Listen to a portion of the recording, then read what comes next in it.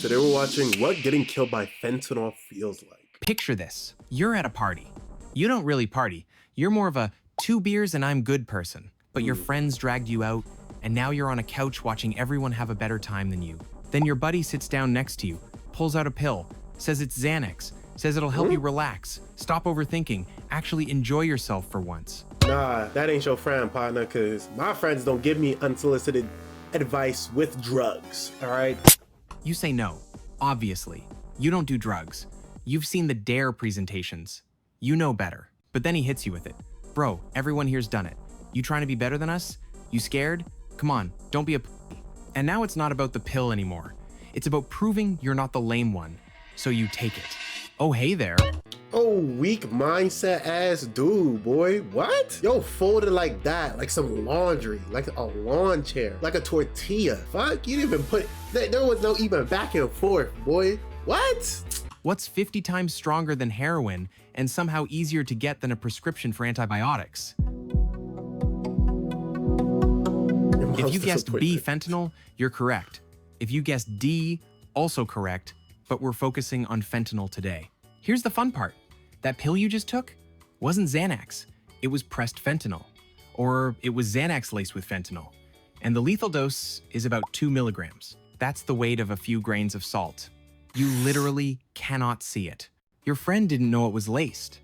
Not because he's secretly Zach Galifianakis trying to roofie the group for a wild weekend in Vegas. Just because the guy who pressed these pills in his basement doesn't have FDA quality control. And now you've got about 15 to 30 minutes before your body completely shuts down. Let's find out what it feels like when peer pressure kills you. So what exactly is fentanyl?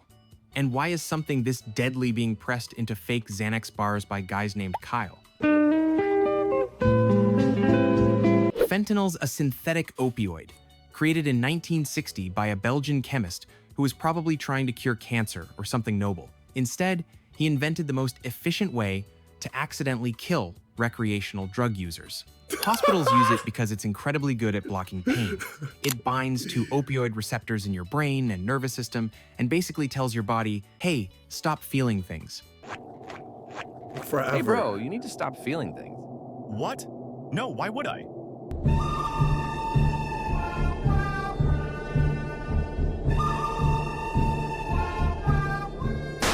Damn.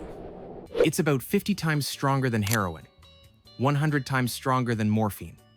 The medical dose for pain management is 25 to 100 micrograms. That's 0.025 to 0.1 milligrams. The dose that kills you?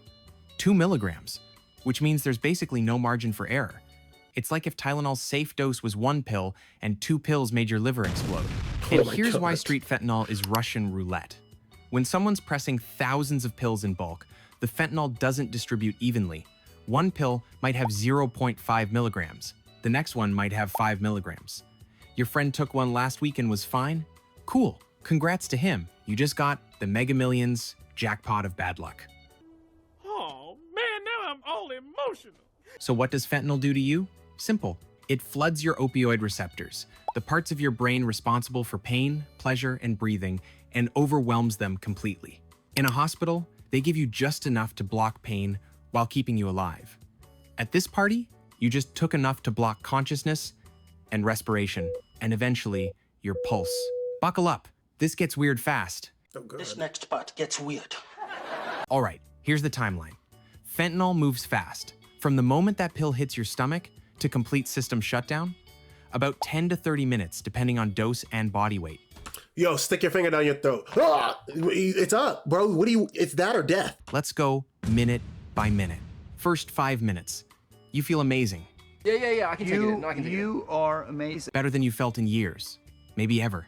Fentanyl slams into your mu opioid receptors like a freight train made of serotonin and bad decisions. These receptors control pain, but they also control reward and euphoria. Every problem you've been carrying, work, stress, relationship, anxiety, existential dread, it all just evaporates. You feel warm, safe, like you're wrapped in the universe's softest blanket. Your friends are talking to you. You're nodding and smiling. Everything they say is the funniest thing you've ever heard. You're finally relaxed, finally part of the group. Meanwhile, your respiratory rate just dropped from 16 breaths per minute to 10, then 8, then 6. See, fentanyl doesn't just make you feel good. It tells your brainstem, the part that controls automatic functions like breathing, to chill the fuck out. And your brainstem, being a team player, complies. You don't notice. Why would you? You feel incredible. 5 to 10 minutes in, the euphoria is shifting into something heavier. You're not high anymore. You're sedated. Someone asks if you're okay. You try to answer, but the words come out slow, thick, like your tongue forgot how to work. Invisible. Your vision's blurring, not in a I need glasses way, in a my brain's not processing visual information correctly way. Sounds are muffled, distant, like you're underwater. You're not scared though. Can't be. Your brain's too oxygen deprived to generate complex emotions like fear. You're just really, really tired. Your oxygen saturation, amount of oxygen in your blood, has dropped from a healthy 98% to 85%, then to 80%. Your lips are turning blue, your fingernails are gray. Your friends are starting to get concerned, but they're drunk and high, and nobody wants to be the one who ruins the vibe by calling 911 over a guy who's just really stoned. Classic party dilemma. Ain't no way, bro. What? So you're telling me that Russian roulette with all them niggas in there, only me, you and me, is now slumped on the couch about to KO because we're the ones that decided to lose at this Russian roulette ass game? Right, fuck out of here. Sticking my finger down my throat. Is he dying? Or is he just British? Fun fact, this is the window where Narcan could 100% save you. One spray up the nose and you'd wake up confused, pissed off, and alive. Problem is, nobody at this party has Narcan. Why would they? They're not real drug users. They're just college kids having fun. Guess what happens next? 10 to 15 minutes. You're out, fully unconscious. And this is where things get bad. Your breathing's almost completely stopped. Maybe one breath every 30 seconds, maybe one per minute. Your brain is suffocating. Here's the thing about your brain. It's 2% of your body weight, but uses 20% of your oxygen. It's a resource hog. And right now, it's getting nothing. The parts of your brain responsible for consciousness, memory, decision-making, gone. Offline. What's left is just your brainstem trying desperately to keep your heart beating. Your friends are freaking out. Someone's slapping your face. Someone else is yelling your name. That nigga floating. Yo, it's really in euphoria. You don't respond. Can't respond. You're not there. Finally, someone calls 911. By the way, quick PSA from your dead host. If someone's unresponsive at a party, call 911 immediately. I know you're worried about cops showing up. I know you don't want to get in trouble. But you know what's worse than getting in trouble? Your friend dying on your couch while you Googled, is he just really high or dead? Anyway, back to you dying. 15 to 25 minutes, you've stopped breathing entirely, respiratory arrest. Damn. Your oxygen saturation's in free fall. 60%, Okay. 50%, Okay. 40%. Jesus. Your organs are screaming for oxygen. Your brain especially.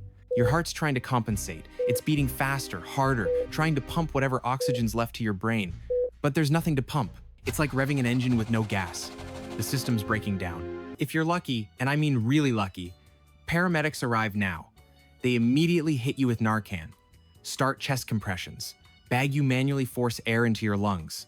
Narcan's a miracle drug. It's an opioid antagonist, kicks the fentanyl off your receptors, and reverses the overdose in seconds. With Narcan, you wake up angry, confused, and in withdrawal, but alive. Without it, your heart stops, and we move to the final stage. 25 to 30 minutes, your heart stops, cardiac arrest. Damn. At this point, even if they revive your heart, your brain's been without oxygen for so long that the person you were is gone. You might technically survive. Your body might keep functioning with medical support, but you, the person who went to that party, who gave in to peer pressure, who just wanted to fit in, you're already gone. The worst part? From the outside, fentanyl overdose looks peaceful. No thrashing, no screaming, you just stop. Which is why your friends didn't realize until it was too late. All right, but what does this actually feel like?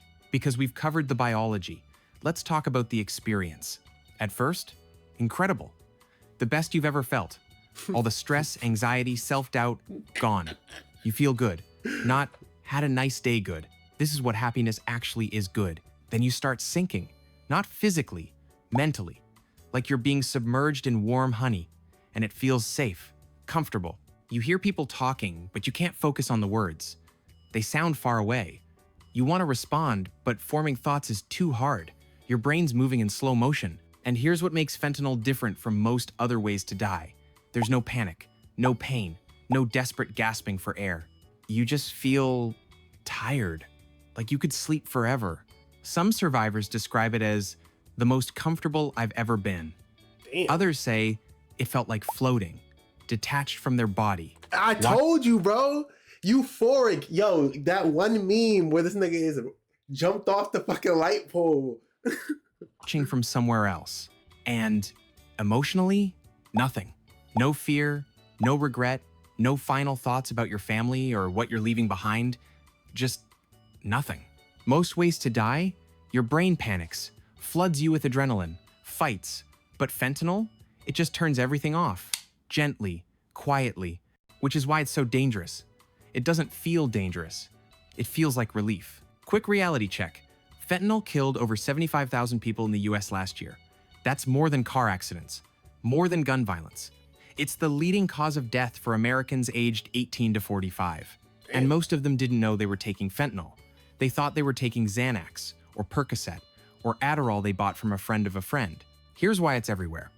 Fentanyl's cheap to make. It's synthetic. No poppy fields needed.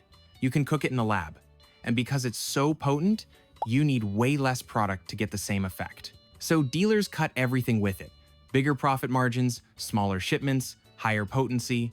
If some customers die, there's always more customers. It's capitalism, baby. Now that's capitalism. The free market decided your life is worth less than a higher profit margin. Illuminati. So, there you have it. Fentanyl Jeez. overdose. Fast, painless, and disturbingly easy to stumble into by accident. The peer pressure thing? That's real. I know it sounds like an after-school special, but people actually give into that stuff. Especially when you're young and insecure and just want to be liked. This is true. You can't be folding like no laundry, gang. Come on, yo. Tee up. Lock in. Tighten the fuck up. This one girl talking about, I was trying to crack this one girl. She could already talk about, you want to do some of this blow with me? No. She's like, but why? Because I don't want to. She was like, do you not want some pussy? Yeah, I do. But not anymore if you're going to keep trying to press me for this blow. She's like, well, I think you should try it. Bitch, you don't know to understand the words no? So here's my advice. From one dead guy to whoever's watching this. If someone's pressuring you to take something and your gut says no, just don't. Yeah, they'll call you lame. Yeah. No, it's literally that simple. Jesus. Thank you all for watching. Like up, sub up. Let me know if you guys have ever been peer pressured down below in the comments and what you guys did to get out of it. Or tell me if you guys folded like some laundry. It's all okay. There's no judgment here. Besides that, I love you guys. I appreciate you guys. Grit your teeth and chase your dreams.